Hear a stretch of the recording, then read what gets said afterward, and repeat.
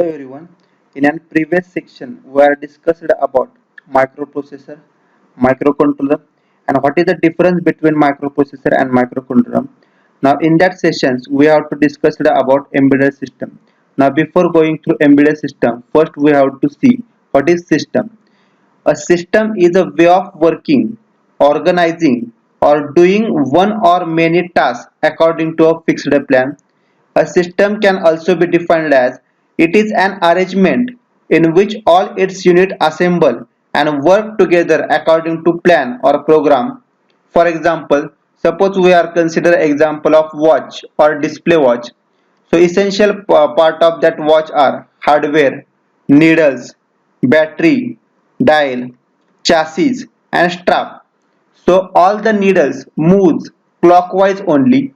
A thin needle rotates every second. A long needle rotates every minute. A short needle rotates every hour. And all needle return to its original position after 12 hours. So that is a one type of system that can be worked according to their rules. So that is a system. Now what is the embedded system?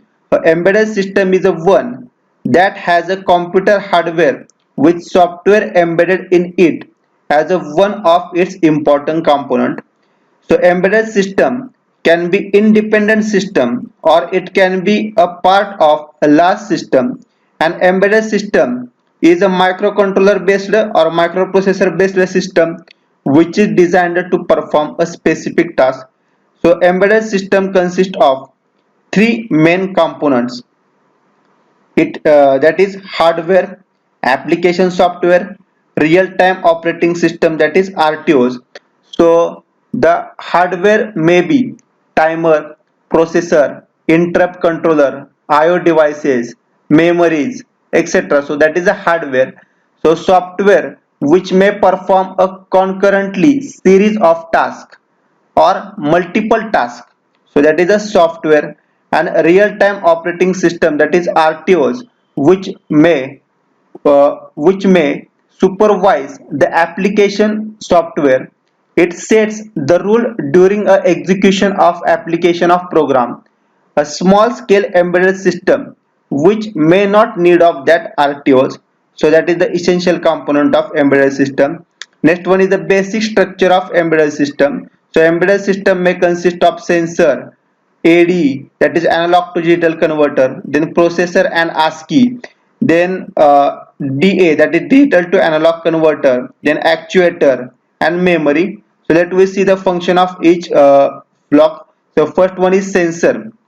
It measures a physical quantity and convert it into electrical signal which can be read by observer or any other electronic instrument like ADC or analog to digital converter. So that is a sensor. Then ADC or analog to digital converter that convert the analog signal sent by sensor into digital signal. So that is the ADC.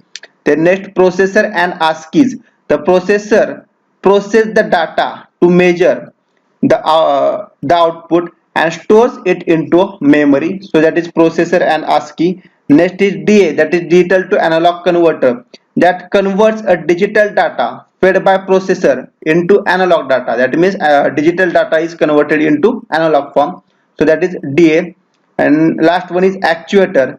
An actuator compares the output given by DA, that is digital to analog converter, to actual or expected output stored in it, and it stores approved output. The process, as we know, as a processor is a heart of embedded system. It is a basic unit that takes the input and produces a output after processing the data. So that is actuator. Then next, the important characteristics of embedded system. So that are single function, tightly constrained, reactive and real time, and microprocessor based system. Then advantage of embedded system. So it is easily consumable. Then it requires a less power or low power consumption. Then its cost is low. Then it is enhanced. It should perform enhanced performance. Then disadvantage of that, high development efforts and last time to market. So that is disadvantage of that embedded system. Okay.